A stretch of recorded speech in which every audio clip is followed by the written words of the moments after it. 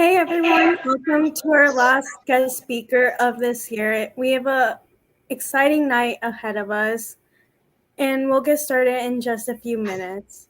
Until then, we have our question of the day, which is describe your spring break in one word. So feel free to comment, and we'll get started around 6:05.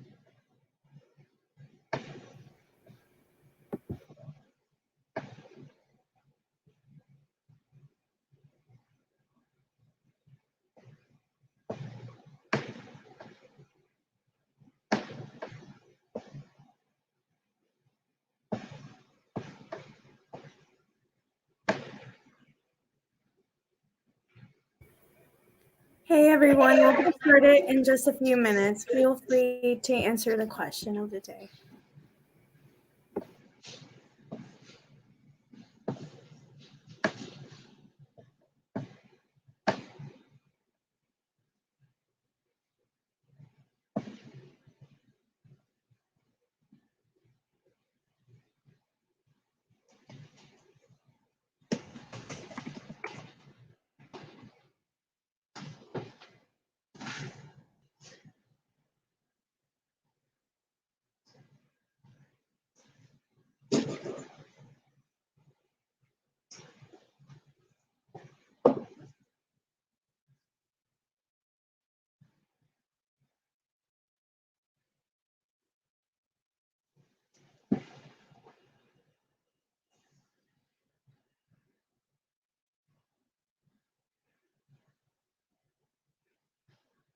Look, it's Coach.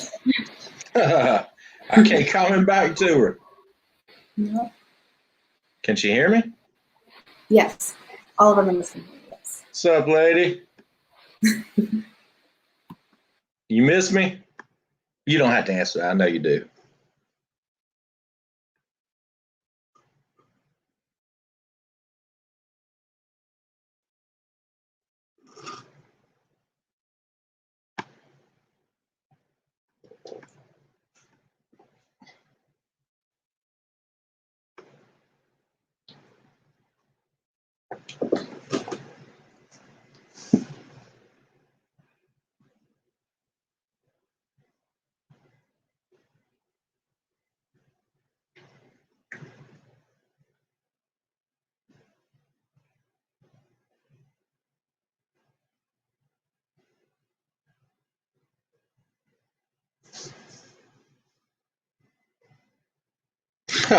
More than anything. I miss you too.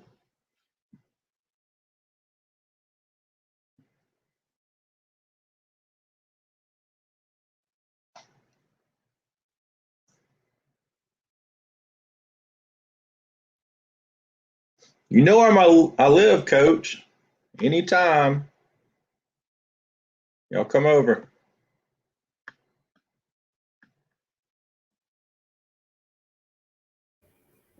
Hey everyone, we'll get started in about a minute.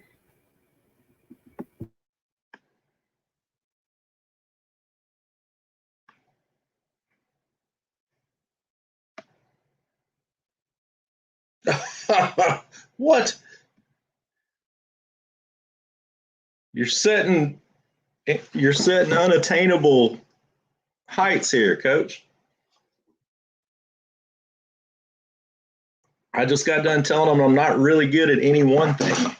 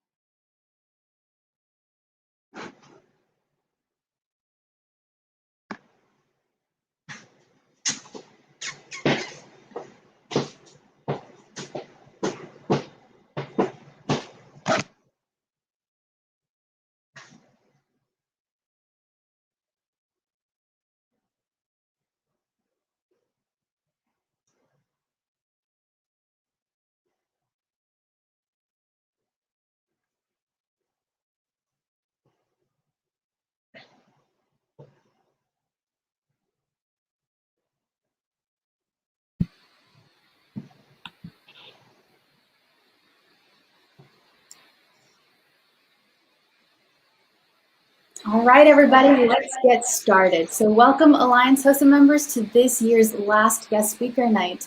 Good evening, I'm Mansa Prasad. Just to introduce myself, I'm the Secretary of Alliance HOSA, and I'm so excited to be here tonight with all of you to learn more about a profession.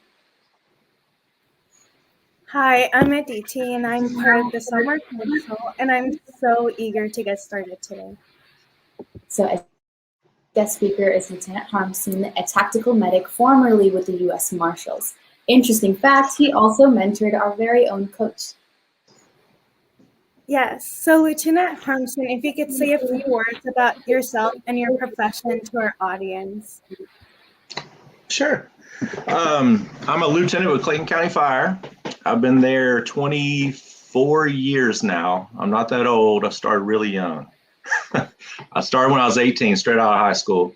I have 24 years. I worked for East Point Fire for a couple of years before that. A paramedic, been a paramedic for 24 years now. Firefighter, station officer. I'm also a tactical medic, SWAT trained, went to school for all of that. So I'm also what do they call it? Peace officer, warranted peace officer. I'm a cop too. Also, for several years, was in charge of the hazardous materials team for Clayton, an advisor for a similar program to what y'all are doing now. It's called the Pathway Program. I forgot what it was called earlier. Where it's kind of like an explorers program where people interested in the fire service and EMS, they come through our program and we give them job offers when they get done. And I was also a U.S. Marshal for almost 5 years as a tactical medic. So that's kind of the background there. Awesome. Again, like I said, we're so honored and excited to have you here with us tonight. So I think it's best, I think it's best to backtrack and start from the beginning of it all. So as you may or may not know, most of the students that are here with us right now are high schoolers. So let's start our conversation from there. Did you have your mind set on tactical medicine in your high school career? What was your high school journey like? No, I wanted to be in the Air Force. I wanted to be a pilot, actually, when I was 16, 15. My uncle, that Coach knows well, Uncle Buck, was a firefighter with Clayton County. I used to go up to a station and just say hello. We played basketball, volleyball, and stuff. Around 16 years old, and I was like, man, this seems like a cool profession. And because they take off going somewhere and come back and tell me the stories and whatnot. And I got involved in what's called the Explorers Program, which is a Boys and Girl Scouts of America program where you get into whatever profession you are interested in. They have police explorers, they have dental explorers, doctor explorers, and they have fire explorers. So I checked it out and have much else going on. And hey, it's interesting. I got into it, and the first time I rode on a fire truck, I was hooked. So tactical medicine is something that came later in my career, but my first love and what got me into the whole profession was the fire service. I had no idea EMS was involved. I had no idea about what a tactical medic was. I had no desire to be a police officer. That all kind of came with time as we went. So really and truly, my pathway into the profession was the fire service. And from the age of 16, I knew what I wanted to do. As soon as I graduated, I was applying at fire departments, and as soon as I turned 18, East Point hired me. So that was it. Okay, so you got hired by the East Point Fire Department. So how was your journey through there? What did you like about your job? What did you think about it? Yes, East Point specific or just overall the fire overall department? Firefighting. Oh, it's the best job in the world. I tell all the new guys and girls that come through our department that it's not really a job as much as a lifestyle. It's a very unusual job in that every third day you spend 24 hours with your crew. So a third of your life you spend with the people you work with. Now, you work Monday through Friday, 8 to 5. You spend a third of your week with those folks, but you have weekends and days off and stuff. The fire service, you are eating, sleeping, arguing, fighting, playing, laughing, crying with the same group of people And as a supervisor, it's especially challenging because you live with the people that you're supervising. So it may be someone you have to discipline or someone you have to, do something with. And then later on that day, you're going into a fire or you're working a call together or you're sleeping in the same bedroom in the bunk room.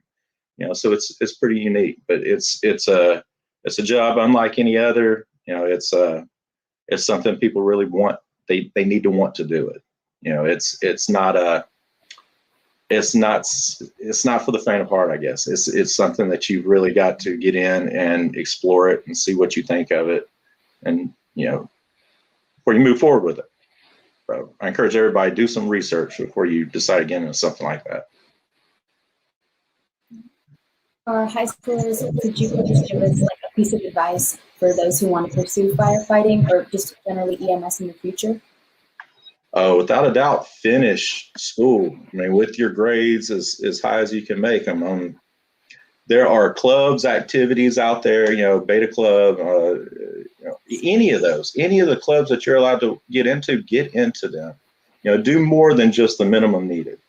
And that probably applies to any job that you go to. But I know when I've fortunately been part of the hiring process with our department too, because we have interview boards. And I know that something that impresses us on the board is, especially younger folks, is that they did more than what the minimum is. Don't let the bar be the absolute minimum to pass. Go out and find something else, extracurricular activities. Learn a language, learn an instrument, get involved in sports, anything you can add to a basic high school education. That's your starting point. You've got to build on that. So that's, I'm trying to think how to add to that. Really and truly, they're looking as time goes on, as we're hiring more younger folks, that we're looking for more than just that ground rule. We're looking for a well-rounded person, people that have, they're in a variety of social environments, a variety of activities. We look at your hobbies, that kind of stuff tells us the totality of the person we're about to hire. It's a pretty high stress environment. You're expected to make a lot of decisions on the fly, and we want someone who's had a lot of life experience. So, school is without a doubt the most important, but, expanding your knowledge base through any of the other stuff is great. Just one example, sports. It teaches you discipline, teaches you teamwork.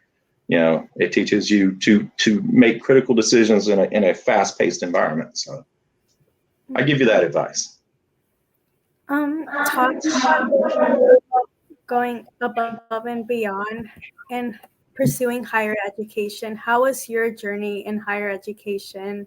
What were some challenges you might have faced?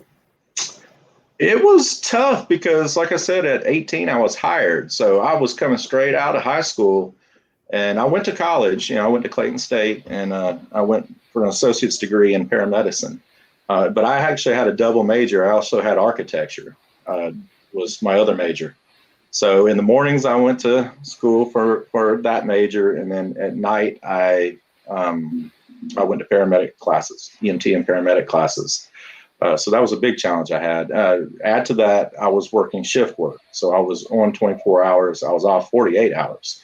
So, there were some days I missed. And back then, they didn't work on my schedule. So the days I missed. And I'd have to make them up and make special arrangements with the professors. And they didn't really understand what my schedule was, because there wasn't a lot of firefighters going to college then. That was sleep was probably my biggest challenge, because I was also working a part-time job. So, I had two majors, fire department shift work, and then a part-time job with my dad. So really just fitting it all in and staying focused was a tough part. With all these challenges, what was your motivation and the drive to do all of these? What was my drive? Yeah, what was your motivation? Really and truly, once I got involved in the fire service and I started seeing some of the guys, men and women that worked there, they were absolute legends, man. I mean, these folks were heroes, hearing their stories, seeing the things that they do. And nobody knows about it. I mean, you see on TV or on the internet or whatever, you see the news articles, fire department, rescues 1, rescues 2, bad wreck, but you don't see the faces behind it. You don't see the actions as they occur. From, like I said, the age of 16 to 18, I was riding on those trucks as a kid, basically, as a teenager, just observing. So that 2-year span where I got to watch these guys work, and ladies, I'm sorry, I keep just saying guys, but just seeing their body of work, seeing what they did, and seeing the humility they did it with, and the skill they were able to pull it off. That's what motivated me. I had mentors. I had people I looked up to that I wanted to emulate, and that's what kept me going. I had to have it. My parents also pushed really hard to have a sense of self-motivation. Nobody's going to make you do it more than yourself. So you've got to decide on a goal and aim towards it. There's going to be plenty of roadblocks out there. There's going to be plenty of challenges ahead, and it's really easy to give up. But if you've got a very strong sense of self and purpose, kind of harder to let go of that goal. So that's what it was for me. During this journey, what were your thought processes or actions you went through when you decided this is what you wanted to do? Explain. How did you know firefighting was the right job for you? I'm one of the lucky ones. I knew it from the first time I did it. There wasn't any question in my mind. Like I said, I told you I wanted to be an Air Force pilot. Found out I was a little bit on the taller side, and my sight wasn't the best. So my next goal was to be an architect. Going to school in the mornings for architecture, and then going to school at night for paramedic, I would drag myself out of bed for the architecture classes and the core classes, and I couldn't wait to go to the paramedic classes. I couldn't wait to go to rookie school, which is the school they send you to become a firefighter. And again, just falling back on that exposure I had at a young age from 16 to 18, the influence my uncle had on me, being able to see this stuff firsthand, it's something not everybody gets to see. TikTok and Instagram and everything else, there's a cell phone out there, video and everything, but you truly cannot see down deep. Nobody's following us inside, a structure fire make a TikTok video. They're not on the side of the road when someone's seriously hurt. So you really don't get to see that part of it. But being an observer for something like that, and seeing the difference they made, it did it for me. Like I said, it was an easy decision. Don't regret it one bit. Even today, I can't believe they pay me to do it sometimes. So. Now, apart from firefighting, you said you were formerly in the U.S. Marshals. Could you talk to us about all of that? Yeah, sure. You want to know how I got there, or yes, okay, journey? Yes. Okay. Well, I went kicking and screaming initially. I didn't. Part of our tactical medic program was to become post-certified or become a certified police officer. That was for insurance and liability reasons. If we were going to be in the same spot as our SWAT team, which is how our TAC medic program started, was just with our local SWAT team, Clayton County SWAT. We had to go to mandate school, police, law enforcement school. I did not want to do that. I wasn't real interested in being a cop, but again, I had a huge mentor. Chief Blaine Clark was a huge mentor of mine, one of my battalion chiefs. Kept pushing me to do it, told me I'd be really good at it. So I went to mandate school, got out of it. Then they just kept piling it on. Now you've got to go to SWAT school. So they punished me for about a week, tear gassed me, beat me up. It was, but learned a lot of really neat stuff in there. And then I went to school to learn how to be a medic in that environment, which is a completely different, it's a lot different from being a paramedic. It's working in an environment where it's not safe. Most paramedics and fire and EMS, it's unsafe, the nature of the work, but not when it's a direct threat from like a suspect or something. We don't go into those scenes. I was being trained to not only go in those scenes, but to handle the scene and to render care. So it's a little different mindset. It's a little bit more education. So all in all, it took about a year and a half. And coach also went through it. She went through the same stuff I did. So she was a TAC medic also. Now, the way the U.S. Marshals came along is the U.S. Marshal Service, if you're not aware of it, they're the highest level of law enforcement for the most part in the United States.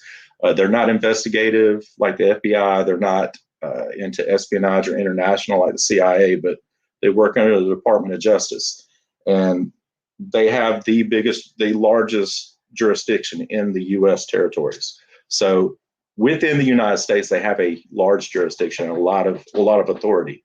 They're also over the Witness Protection Program. They're over any federal courthouses, and they also have what's called a regional task forces. Every state has task forces, and the way the task forces are built are they open an office, they have 4 or 5 federal U.S. Marshals, and then they bring local law enforcement in and deputize them as U.S. Marshals, just like the old West days. You know, if the sheriff was going after a bad guy, he'd pin a badge on 2 or 3 or 4 guys and say, let's go get them.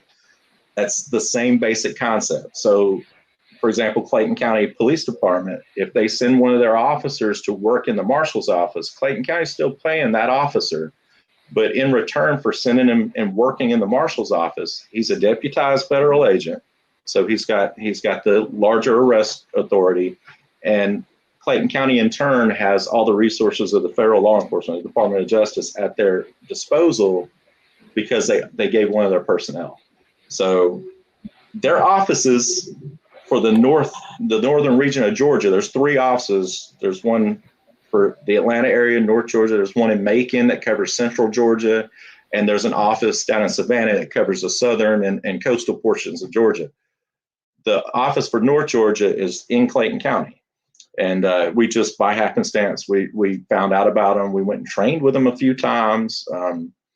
Just kind of got a working relationship that way with them. And it kind of paved the way. They had a very innovative chief there. He was over the whole Southeast region, Chief Booker. And he was like, what if we use these guys as medics? You know, the marshals have their own medics, but they're police officers they sent to EMT school. So they're not field tested. They're not starting IVs and stuff like that every day. They're police officers first who went to school to be an EMT, but don't really practice it. And Chief Booker's idea was, well, these guys have already gone through SWAT school. They're mandated. They can carry firearms. And, you know, every 3rd day they're on ambulances and fire trucks and stuff doing these treatments. Why don't we try them? So it became a pilot program. There were 5 of us. We were the only 5 in the nation. So Washington, D.C. was steady talking to us. It was pretty cool.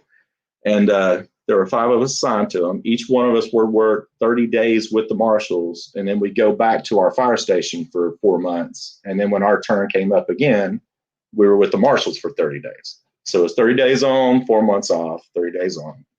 So that's how it came to be. Basically, it was just networking and, you know, some people who had a little bit of an imagination and thought outside the box, and there we were.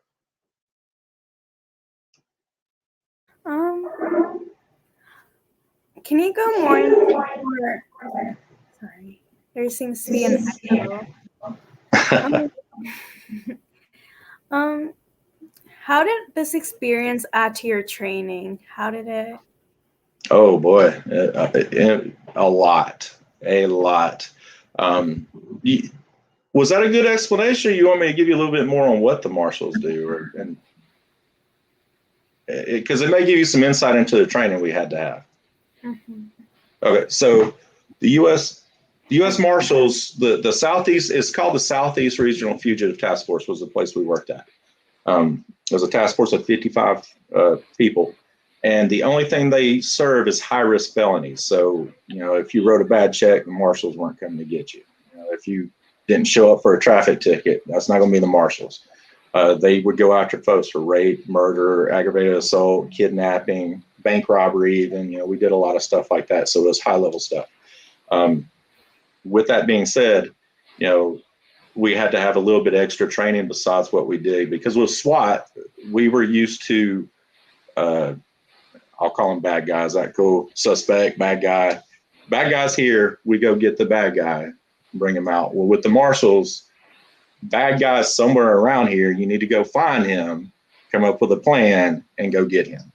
So we had extra training in surveillance, reconnaissance. We learned about how to do electronic surveillance. As medics, we didn't get involved too much in that, and we didn't do much casework.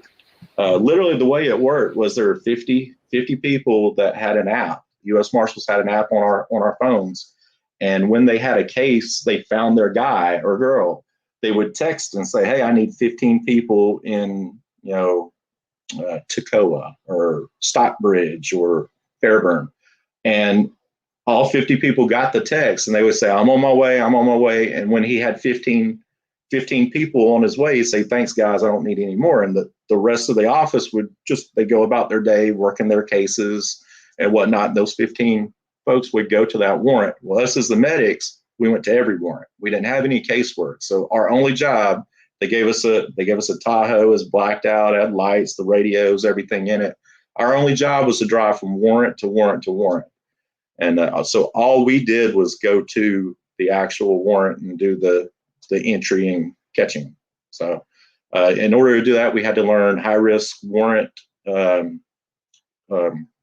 High-risk warrant, I forget what it is called. Basically, how to serve a warrant on someone that's potentially violent.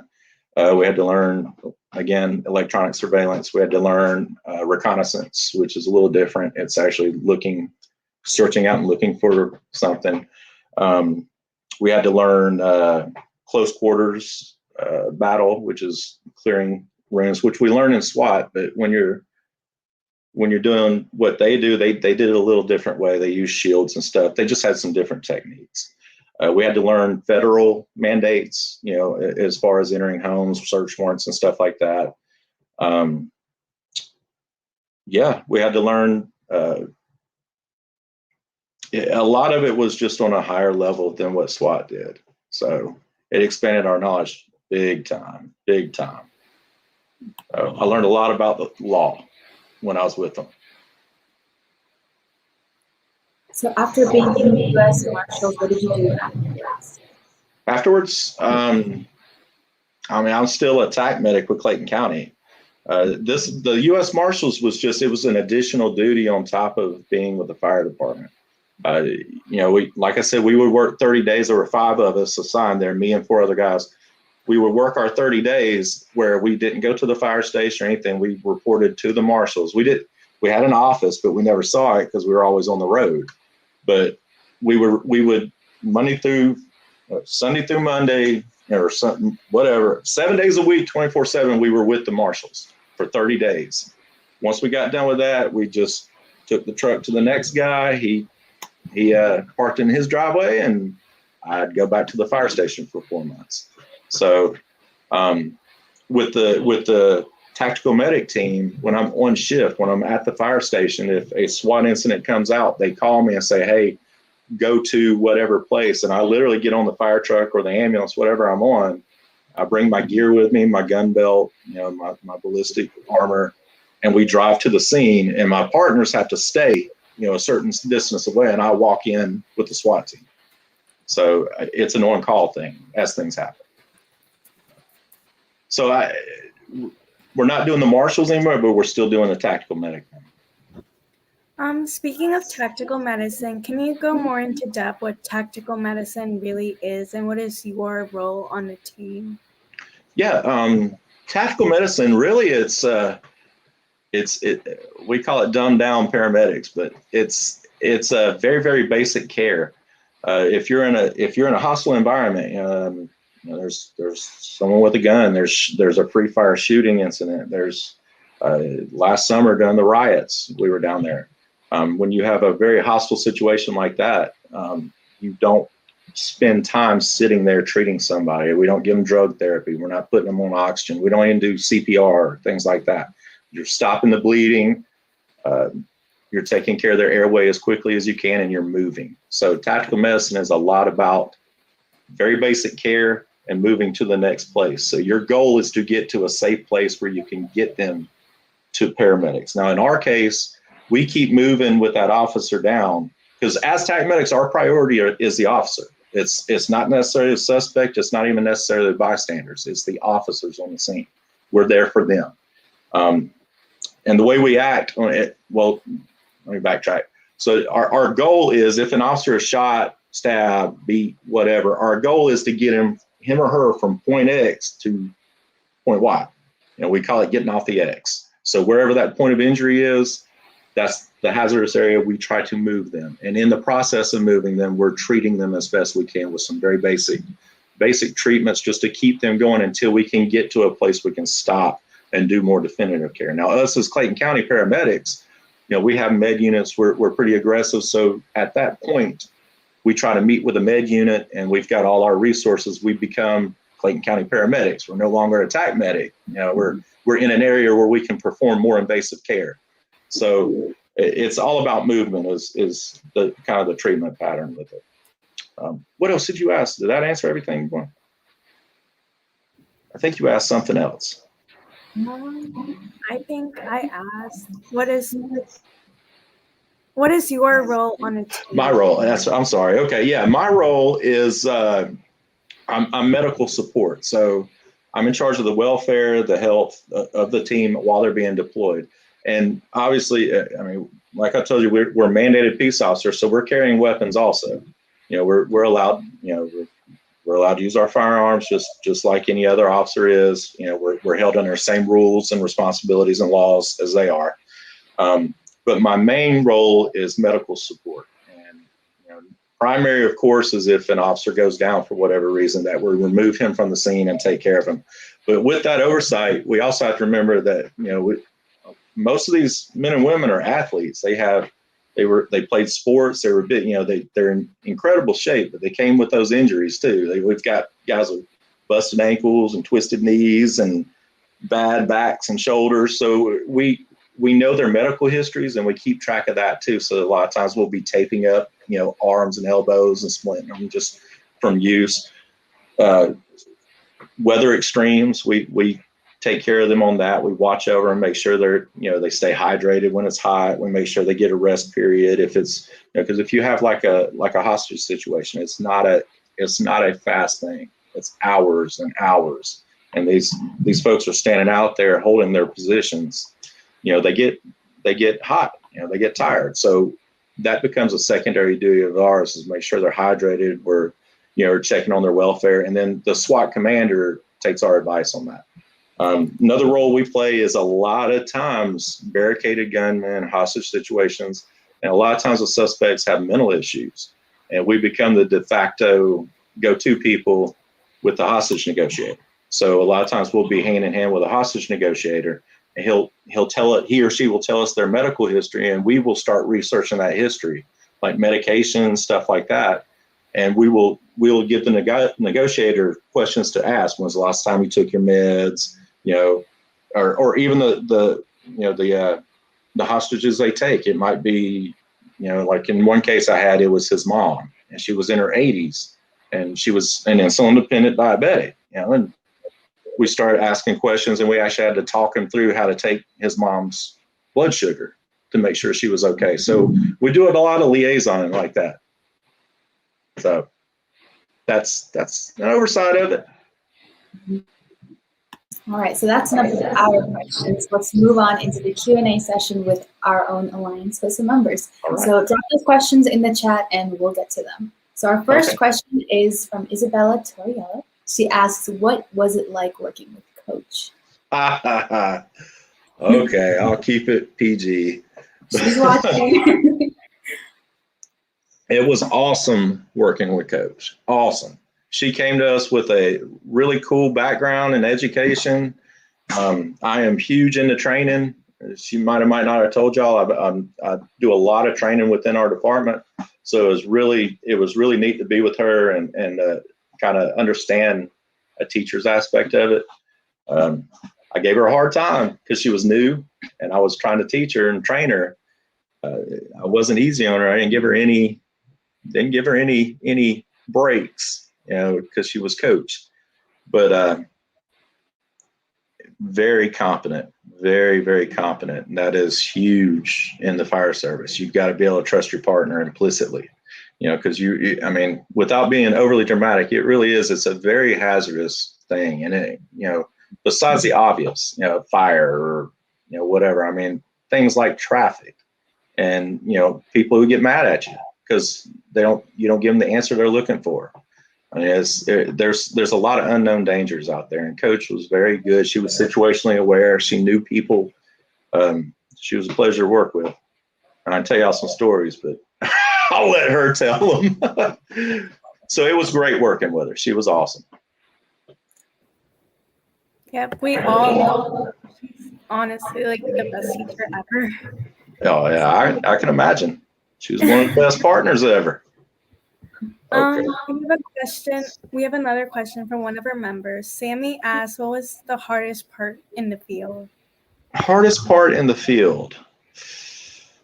Oof.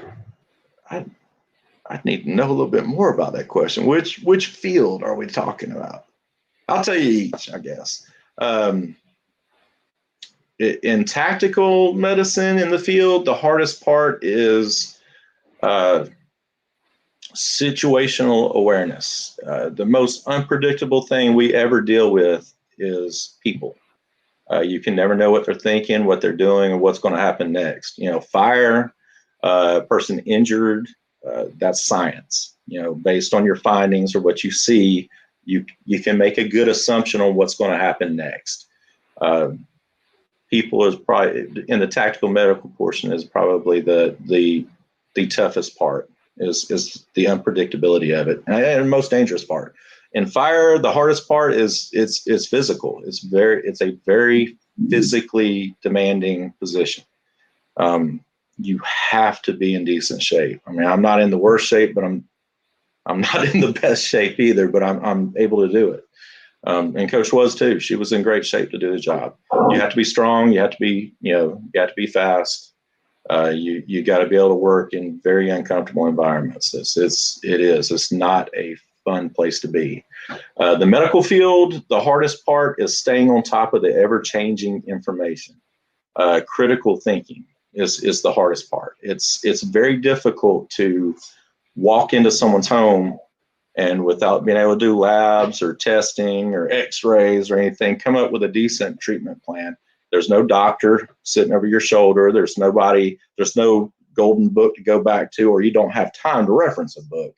You're having to make a decision kind of on the fly. So critical thinking would be, and really critical thinking would apply to all of them. That's probably the hardest part, because in today, and I'm not saying anything about education in general today, but in the fire, EMS, and law enforcement field, a lot of the education is a put tab A in slot B type of checklist-based education. They're teaching you to do tasks.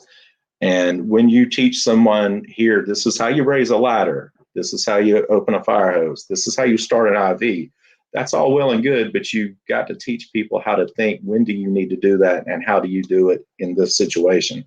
It seems like critical thinking's become a rare commodity, So that'd probably be the hardest part for a lot of folks. The coolest thing I've seen. I get this every time someone asks me about work. The coolest thing. What defines cool? The nastiest scene, the biggest fire, what are we looking for here? Y'all tell me what you want to hear. Ooh, we'll do nastiest fire, sure. The what? The nastiest fire. Go for it, yes. Sure? Okay, we've seen a lot.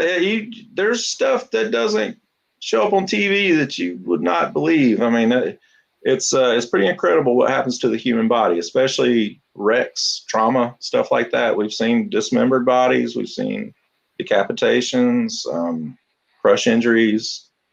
It's pretty gory. It can be pretty gory at times. As far as the coolest thing, to me, one of the coolest things to do is to deliver a baby. For some reason, I've been snake bit, and I've delivered probably 10 or 12 over my career, and it's not an emergency. It's something that's going to happen whether I'm there or not. They're going to have a baby. It's just bad timing on the mama and daddy's part, or they got stuck in traffic or something. But that has always been it's just miraculous that happens. I know that's probably not the coolest answer to give, but for me personally, I mean, childbirth is just a beautiful thing, and all we do is help them come out. It would happen whether we're there or not. On tactical or actually with the marshals, we were, one of the coolest things we did was we had to escort someone from the federal jail to the federal courthouse down to Noonan in Coweta County. They caught a plane to be flown off to the witness protection program. And there were death threats on him because he was going to be a witness for the federal government against a group of people. So that was pretty amazing. I didn't realize we were getting involved in stuff like that until we actually escorted them. So that was neat. There's a little of each of them, I guess.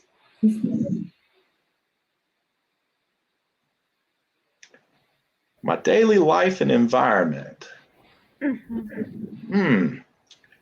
Personal life or professional life? I think a mix of both. Like, how do you? Okay, my professional life, it's very unique because, like I said, you live at your place of employment for 24 hours. So we eat there, we sleep there, we watch TV there. A normal day involves, checking off the vehicles, training, a lot of training, EMS and fire. There's so many things out there that change every day, from hazardous materials to the way things burn to, COVID. COVID-19 was a big change for us a year ago. We had to adapt to that and how we responded. So a lot of training. We work in lunch breaks, working out. We try to work out when we're at work, and just some downtime. Our station is our home. When we're there, we got a living room, we got TVs, we got computers, we've got our beds. My station, and Coach can probably attest to this. The latest survey they did of 10,000 fire stations in the country, and this was from a trade journal, Firehouse Magazine. They did a run survey, and my station was number 52 in the country out of 10,000. So that's a busy fire station. So my station is a 24-hour station, meaning there's not a typical work day. Sometimes we'll train in the morning. Sometimes we'll train at midnight. And my guys go to sleep when they can. 11, 12 o'clock, 10, 11, 12 o'clock would probably be a normal go to bed time, I guess. Bedtime. It's really not for us because the whole 24 hours we're there, we have to respond to the call. So we're stuck at that location. And we're kind of slaves to the dispatcher because when they call, we got to go. So that's our work life. It's very unique. I think any of y'all are welcome to come to our station. We'll show you around. It's a really cool environment. Not many people realize what it is. Now, personal life's boring. I raised my two boys. When they're at school, I fiddle around the house. I like to go kayaking. I like fishing. I coach both their baseball teams. They're both better at baseball than I ever was. So I try to keep up with them and, spend some time with my wife. So, it's a good life. It's a good life. All right. Sammy asks, do you have any funny memories on duty? Oh my goodness.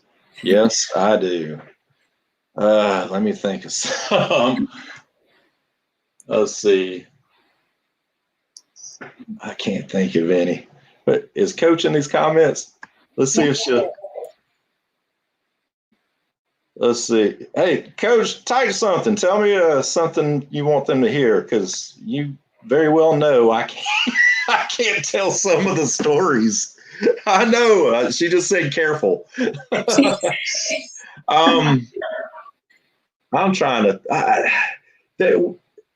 Firefighters are historically known as clowns. Anytime you put people for 24 hours in a fire station, they will come up with jokes and pranks and stuff constantly. And Coach was both a prankster and the subject of a few pranks. Coach, you could tell them about how you broke your finger that one time. Let's see. Well, there was one. When I was in East Point, we had a station, an old school station. It had a pole in it, and that pole became a source of so many jokes. the guys would grease the pole. So you would grab onto the pole to go down to respond to a call and go zipping down the pole because it was grease. We would flour in the, when we were on the med units, me and Coach, we would, finger, she forgot about her finger. Y'all remind her to tell you that story about her finger getting broken. It was ugly. But if there was another med unit up at the hospital, we would put KY on the doorknobs, on the radio, on the steering wheel. We'd put flour in the vents. So when they turned the truck on, all the flour would blow out of the AC vents all over them. Plus, they'd be touching KY jelly all over everything. So there's one. I'm sorry. I wish I had something better I could tell you. There's 1,000 stories. What was the hardest call I ran? I'll give you two. I'll give you two calls. One call, I'm trying not to be too terribly graphic, but one call, I was a brand new sergeant. I've been a paramedic for several years, but I was a new sergeant. And it was a home invasion, and there was a man who broke in. A Hispanic lady was holding her baby. Her husband answered the door. As he came in, the home invader shot him in the face, so he was down. And then the wife was holding her baby. The guy shot the baby in the head and in the stomach, ran out of bullets. His gun jammed, so he pistol whipped the mom. And when we got there, there were, the three of them were all laid out. That was a pretty tough call. Any call with kids is bad. The other bad call for me was just this past summer, the riots that went on in Atlanta. That was a very, very difficult call to run. It's the environment that was there, the sentiment that was in the air, the hostility, that was apparent. It was not a good call for me. That was very, very difficult. And I went 2 nights in a row. Not fun at all. So there you go. What else you got? Since Jamie asked, what do you normally do during stressful times? During the stressful time or to de-stress? I think to de-stress is what you meant. I'll answer it both ways. During stressful times, I have been very fortunate in that I've been doing it long enough that I've been exposed to a lot of different things, and having seen it before, it's easier to make a decision when a lot of chaos is going on. A fire scene, for example, a fire scene is very stressful, it's very chaotic. There's a lot of moving parts going on, an obvious hazard. It's been easy for me because I've been on enough of them. So my experience, definitely comes into play there. Not necessarily my skill or my smarts, but just having seen it enough times, I know what's going on. Now to de-stress, it's kind of funny. I mean, my 2 little boys are my best de-stressors. There's nothing like the innocence of a child, just to bring you back down from the day-to-day thing. So really and truly, I play with them. I mean, we watch cartoons, we go outside and shoot Nerf guns, we go down to the creek and fish, and they're my de-stressors. I wait for them to come home. They're my best friends, my little buddies. So there you go. Another one of the members asked, what is the most exciting part about your job? This might be a little hard, but it's most exciting part of my job is that it's never the same. Never the same. It's always something different. I don't go to work and sit in a cubicle and work on a computer. I don't go and put the same part on the same car in a factory. I don't, fill paint buckets at a warehouse. It's when I show up for work, the most exciting part of my day is that I can say what if, and I have no idea what the if is going to be.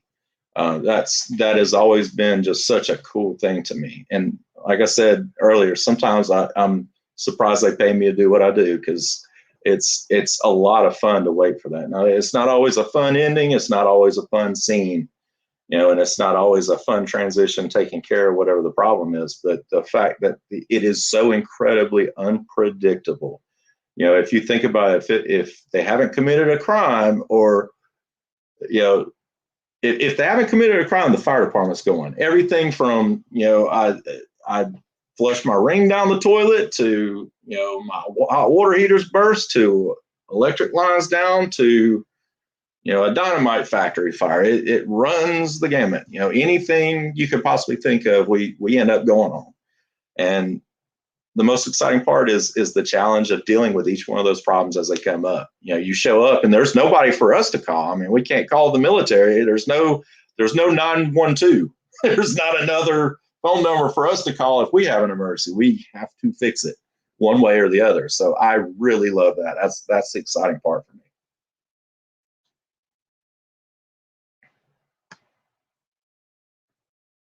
All right. Was there any other career path you wanted to go into other than tactical fire? We have architecture, right? Yeah, I did. I wanted to get into architecture. I really enjoyed. I've been on a toadstool fire. Coaches writing in the comments. Architecture was probably one of the things I wanted to do. I'm a busybody, though. I couldn't have sat down and done it.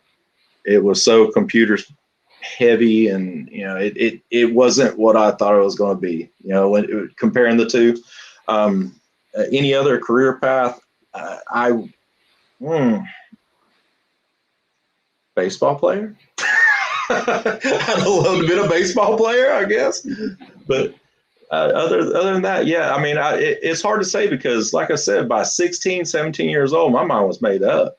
So, there's plenty of other jobs I've run into, like, man, that would have been a cool job. But, risk management would be something neat, safety manager, something along those lines. But that happened because of the fire service other than tactical or fire. Okay. One of our other students, Emily, asked if she was interested in medicine and criminal justice. Do you recommend being a tactical medic? That's a really good question. Tactical medicine is in its infancy, really. It's just in the last 10, 15 years that there's been a real push for medics to be on the scene in these tactical environments.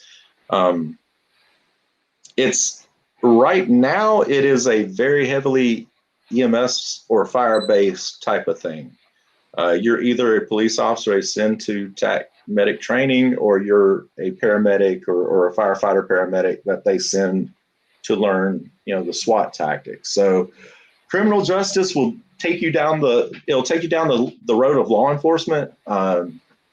Pursuing medicine is going to take you down the road of medicine.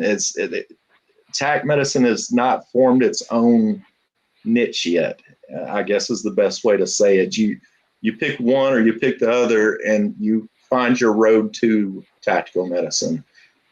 Those two, they really don't intersect yet. That's not saying they won't, but right now they don't hire for TAC medics. You get hired with an EMS service or a law enforcement agency and kind of evolve to it. Oh. Question. Oh, there it is. How do you maintain communication with your team during a stressful situation? The KISS method. Keep it simple, stupid. The more moving parts there are, the more likely something is to fail. Calming a storm is a huge thing. You have to be clear, concise, attention to detail, but not too much detail, and break a task down into small pieces. Just like one of my lieutenants told me, how do you eat an elephant? One bite at a time.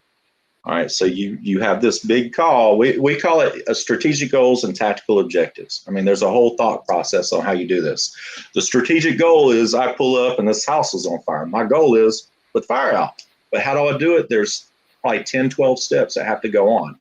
So That's my eating the elephant, is those 10 or 12 steps. And you assign someone to do those steps and you ensure they get done. In order to do that, you've got to maintain your calm, your bearing, with human interaction, your body language, your tone of voice, your ability to look, and looking in folks' eyes is huge. In an emergency situation, a scene where it's very, very chaotic, that comes off even more so. You have to have a professional bearing and being calm. That's the way I communicate with them. I give them simple instructions. I tell them to follow up tell me when you're done with blank task. And I talk to them exactly like this. There's no hollering, there's no screaming. If I get worked up, they're going to get worked up also. You keep everything de-escalated. So that's how I do it. Okay. Everyone, we're going to be wrapping up soon. So feel free to ask any last minute questions in the chat. And I have another question. How has COVID-19 affected your career? I know you kind of touched on this, but could you go more into details? Yeah, it's well, obviously it affected the way we responded. We have to wear, we call it Delta level protection. Wear gowns, we wear N95 masks, goggles, gloves when we come out of their house, because you got to realize we go into the homes of the people that are COVID-19 positive. So we are entering that environment where they have been the whole time. So everything is potentially contaminated. So anything we take inside the house comes out. We don't put it back in our bag. It comes out in pieces. We spray it down, sanitize it there. Just a lot more attention to cleanliness and sanitation. We don't go out in public as much as we used to. We don't do any more public events. We don't go speak at job fairs and stuff like we did. Now that stuff's coming back. It's very encouraging. That stuff is slowly starting to come back. But for a while, we kind of were stuck at our station. You didn't leave the station. You didn't mingle with the other crews, if at all possible. And we had to be very careful where we sent patients, because we transport in Clayton County, because for a time there, the hospitals were getting overwhelmed. They had too many folks and not enough beds. So we had to carefully pick where we would take people. And we did that with medical direction and the hospitals communicating with them. So that was the major change. But good news. I encourage y'all to look beyond the media and the obvious headlines. Things are looking up. Do your research on it and get your vaccine. I got mine. Oh. Okay, so before Monica wraps up for the night, out of curiosity, what is the toadstool fire? Yeah, I have no idea what that is. I don't know what toadstool you're speaking of, Coach. I don't know. Tell us another day. We can't. Yeah, she's gonna have to. So a reminder of that. Reminder of the broken finger and the toadstool fire. I have no idea what a toadstool fire is. So, all right. Well, I mean, y'all good? You need anything else? We'll wrap up then. So awesome. Okay. Like I said, we're so honored and excited to have you with us tonight. And to close out, you are our last guest speaker for this year. So thank you so much. Yeah, no problem. It was my pleasure. I love speaking about it. And anytime, I'd be more than happy to come up in person, show y'all some of the stuff. Whatever you want to do, just talk to Coach. Okay. And I have no problem at all with it. We are going to be leaving up the QR code for attendance for about 30 seconds. This video will be posted soon on our YouTube channel, and the form will close on Monday, April 19th. And to close out our last guest speaker event of the year, we'd like to sincerely thank all of you for joining through many conversations we've had since October and making it interactive by asking some brilliant questions. So we hope with these monthly sessions, we could help you gain more insight into various jobs and different pathways that you can take in your own journey. So once again, thank you, and we'll see you guys back again for 2021 to 2022, that school year. So take care and have a good night. Bye. Y'all take care.